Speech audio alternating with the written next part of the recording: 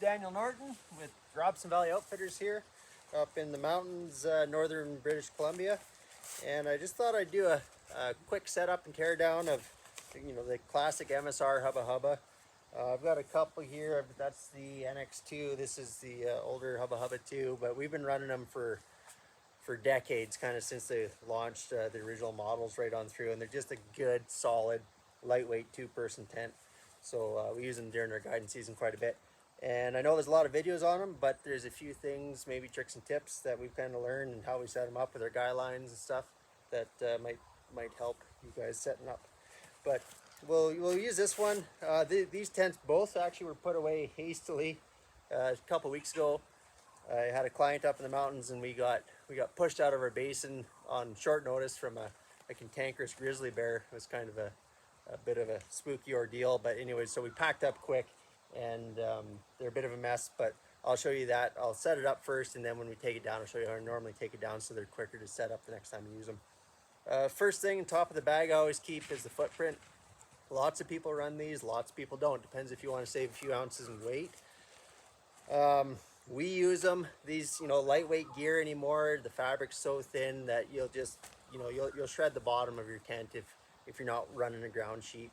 And especially with us, we're in the high country above tree line all the time, lots of time on rock and shale, so we do run one. But it also, for us, we pack sill tarps, separate sill tarps. I pack a 10 by 12, I believe. A lot of people do 8 by 10s. And they're great for setting up like a kitchen once you have base camp, or if you're gonna stay for a few days, we'll set them up. But also if you get caught in a storm, mid-hike, midday, and it's just a downpour, you can throw out your sill tarp, sit underneath it, kind of wait the storm out. If you don't pack one though, the ground sheet, even though they're small, and if you keep it on top of your tent, worst case scenario, you can pop it out. You can grab a couple tent pegs, stake out the back corners, throw your trekking poles up on the top corners here, so it would be lengthwise, and tie them out, and it's an instant mini shelter, keep you dry, if you have to wait out a storm for a couple hours. But anyways, you throw this down. A lot of times I won't even put this under on initial setup if it's in a hurry, because you can easily slide it under the tent afterwards and hook in the corners. But or if you want to take it midday, you can take it, pull it out with you, just as, again, a little emergency shelter. But you throw that out, pull out the fly here. Again, this was put away real hastily, so all these lines are probably a mess, but I'll show you how I put them away when I take it down there. Poles and stakes in that bag, tent body here. So typically I'll open the pole and stake bag here, grab the stakes, and keep them, if you've got, hopefully, cargo pocket, keep them right there, nice and handy. And I've got a mix. Actually, no, these are all light outdoors. So sometimes I use the MSR, like they're similar spikes, the groundhogs. But these kits here, light outdoors, ships out of Calgary, I think, so it's somewhat local to us, at least Canadian. But great stakes, and you can get a kit. Also comes with guy lines and the quick attach points on the tent. I'll show you that later. So I replace a lot of my tents with those kits. So throw the tent out. It's a square, pretty much a perfect square pattern. Stake out one corner.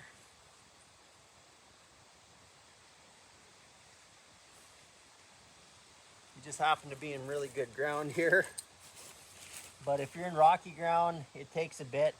You gotta be gentle, because you can bend these stakes, and then you're in trouble. So normally I'll use a rock in my palm. If you're not using your hiking boot, you use a rock, and you just kind of wiggle the stakes in as you go, and typically they'll find a way, a comfortable spot to be in the ground. But you want to make sure your corners are square. Should be at 45s, but I'll adjust these a couple times once I get the initial footprint out here. I'll try not to make this too long, because like I say, there are lots of videos on these Hubba Hubbas, but 45, just taut, not too tight. This one here I'm going to bring out and just move it up 45 here. Looking good, and pull the ground sheet up a bit. Okay. And again, depending on the model of your Hubba Hubba, you should have a couple different pole setups. This one has 2 separate poles. The NX2, which is down there, has your center pole over your top is integrated into it. I actually like this one better, this version, but biggest thing is not to let them slam together. Try and slowly let the joints in, because you can break this fiberglass and then you get splinters, and it's no fun for anybody. So lay that out there. This is your separate pole for over the top. Set that there. I always come in, just put one in the clip. Same on this side. There's a spot for it in that clip. I just walk it out here and put these 2 in. Nice and gentle with everything. Don't bend anything too sharp. Okay, go ahead and put these clips on. The clips should kind of find where they want to be on the poles, but you might have to adjust them a bit once you get hooked up there.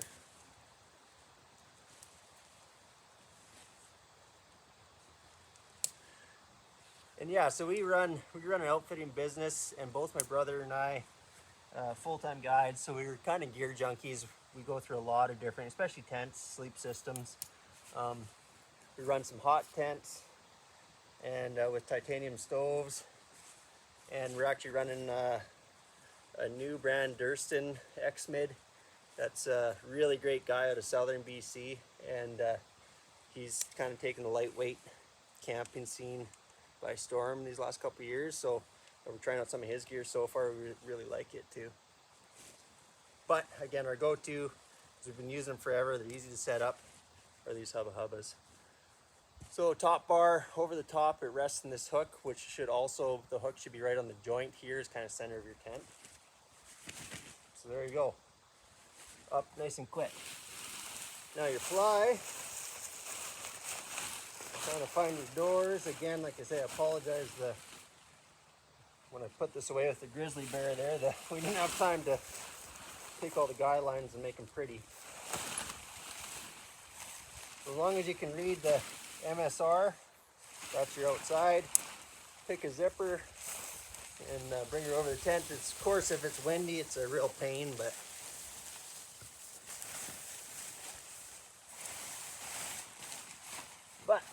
something like that.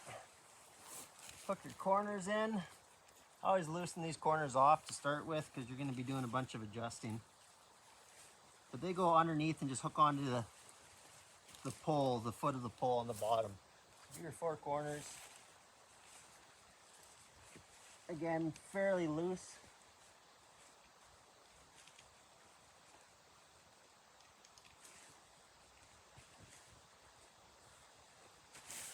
And depending on the model, again, older models versus the newer ones, some have Velcro attach points where you Velcro the fly onto the pole.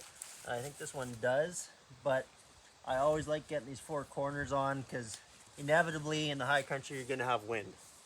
So get it on there, then you're not fighting it, and then you can crawl underneath the fly to hook those up, which I'll do right now. A couple Velcro points, and then this will have a clip on the inside of the fly that'll hook into this center bar here. I can actually open the door, or center pole.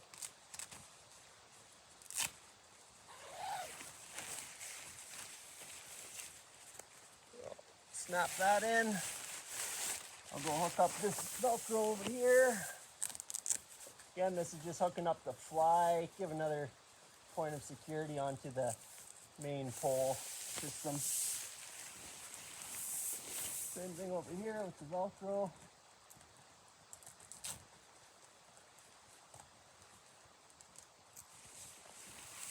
Keeping in mind that this is lightweight gear, it's tough, but just be gentle with it, because you can blow zippers and seams out.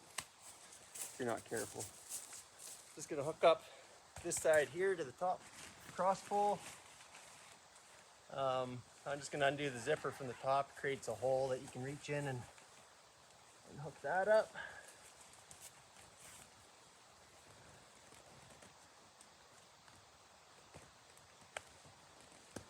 Okay, we're in there. Okay.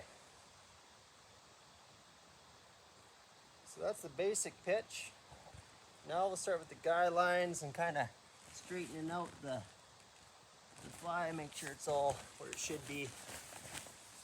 And this is where I've kind of added some stuff that I quite like.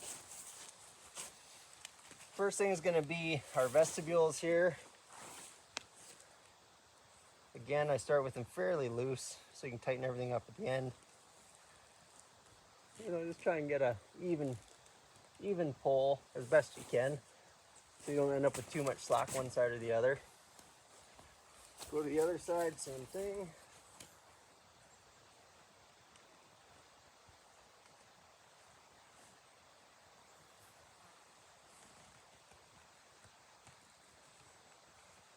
Okay, after that I always come out here, I do this end one, I back it off, so I've got lots of adjustment, something like that. Keep it centered. Keep it in mind that you want to, of course, when you're pitching your tent, you want to pitch it with your prevailing wind as best you can. Wind changes up there so much, but hopefully you're in somewhat of a sheltered area, but a lot of times we're super exposed. So the best you can do is pitch it, you know, into the prevailing wind. Again, loosen this up. I like having them shorter than longer. You don't want too steep of an angle. You want it out here, but inevitably if you have them too long, you're going to be tripping on your lines when you're walking around your tent. Push that in. Now, these ones, also important, same thing, a little bit longer, not too tight, 45. We've got free range peacocks and chickens and turkeys around here, so there's chickens in the background, but I see the peacocks are coming this way, so they might get in the camera. Same thing, peg this out, in line with your vestibule.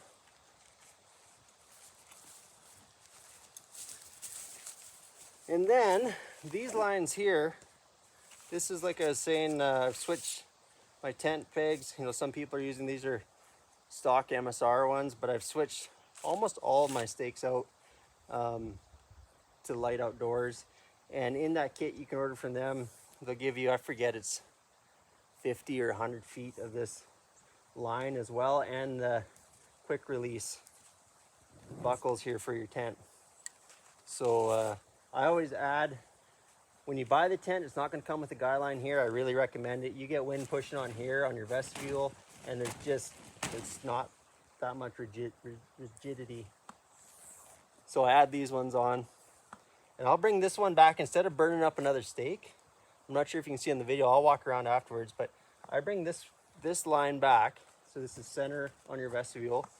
I bring it back and I put it on the same peg as my peak pole peg here. And you just want that one just taut. You know, not, yeah, just like that. Now I'm gonna pull down here a little bit. So that's good. We've got, now you've got 3 points of anchor points here on your vestibule.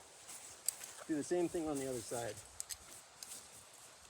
I've already got the other 2 stakes out, so now I'm just taking the center stake, or the center guy line, and hooking it up to the stake off the peak of my tent, pulling that taut. There we go.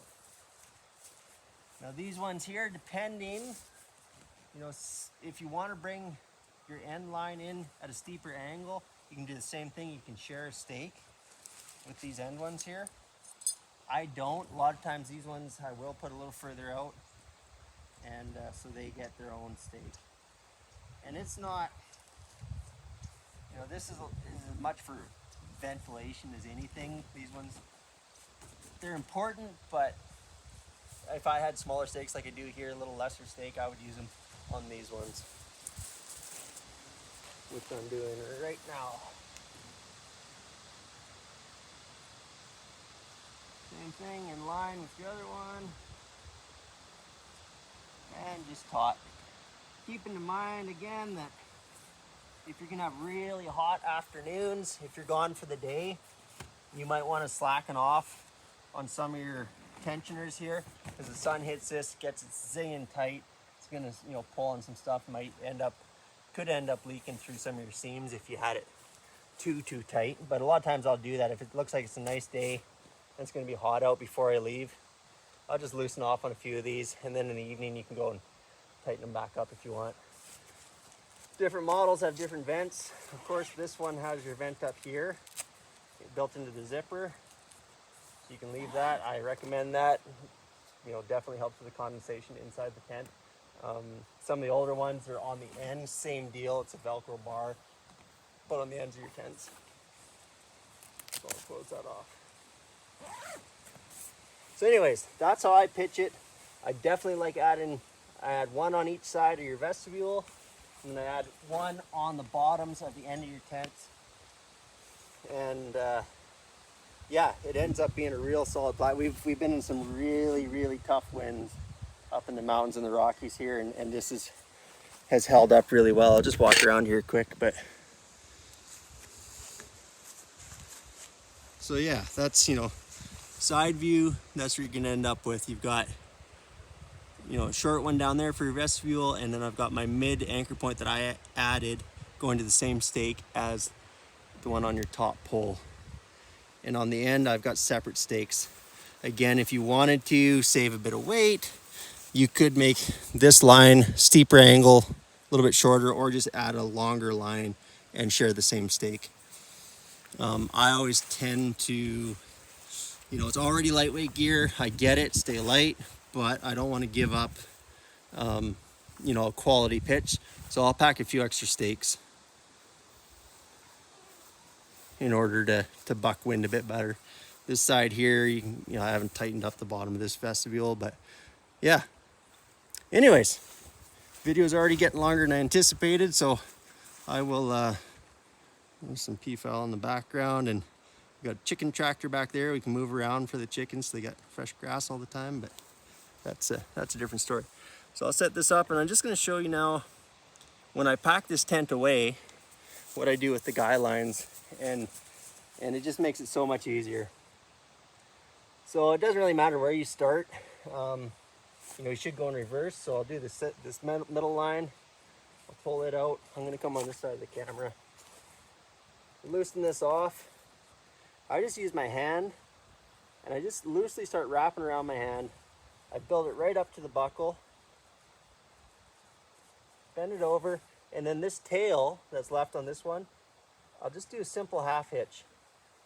And I'll go over that bundle, and I'll do two. So 2 half hitches. Pull it snug. Now there's a bundle. When you pack it away and when you pull it out, it's easy to take down, and it's clean. You're not ending up with nests or anything. Big ugly mess. Same thing with this. I'll shorten this down a bit here. Loosely around your hand. There's no tail on this one, so you just come up to here about 4 inches from the top. Same thing, create a half hitch. Pull it tight. Half hitch. Pull it tight. There you go. You don't have to worry about it on the bottom one because it's, you know, it's only a 6-inch line. You can loosen that off. I'm gonna pull these stakes out just so I don't forget them while I'm here. But so yeah, that's how I pack that away, and I do that with all the lines. And that way, when you pitch it, you're not in the middle of the night in a rainstorm, lines tied up in a mess, and you don't know, you know, really quick and easy. It's worthwhile doing that when you put it away. Of course, the other thing with these Hubba Hubbas that I really like and we do use, especially, you know, I call it kind of, I guess, shoulder season, is mid-September up until well, early October in this country before the snow starts coming too much. A lot of times if we want to go super light, we won't even use the nest that's in there. The nest is, you need it for bugs if the mosquitoes are bad, horseflies or whatever. But once the bugs die off in this country, again, that's, you know, second week of September, somewhere in there. A lot of times we'll just leave the nest. You can pitch this, just the fly with the poles, and it actually makes it a huge space in there. You know, you get rid of that nest, and so it's basically the whole footprint of the fly is open then. I still pack the ground sheet, and it's even more important then because you don't have the bottom, you know, the tub of the actual nest. So you put the ground sheet in. Ground sheet hooks into the corners, which I didn't do earlier, but you just reach in and hook into the corner stakes. And yeah, it makes for a nice option. All you're packing is the fly, a few stakes, and your poles and a ground sheet. So anyways, there is some other stuff that I probably missed, but I might try and make some more videos. Again, we really use our gear hard, all fall long, in the snow, above tree line, in the wind, in the rocks, and so everything, your gaiters, your rain gear, your tent, sleep systems, your bags, your thermarests, cook systems, everything. We've been spending a lifetime doing this, and so I might start making a few more videos with it, just a few little odds and ends. Again, highly recommend it. I don't get anything from Light Outdoors. We're not affiliated, but I love the accessories for the tent, and we also run they make a really good cylinder, a titanium cylinder stove for our hot tents. We run Kafaru floorless shelters for the late season in the snow, and then I run the Light Outdoors titanium stoves in those tents, but maybe that'll be another video. Anyways, any questions, or if I remember anything, if I do post this, I'll put them in the comments, and hopefully you learn something from it.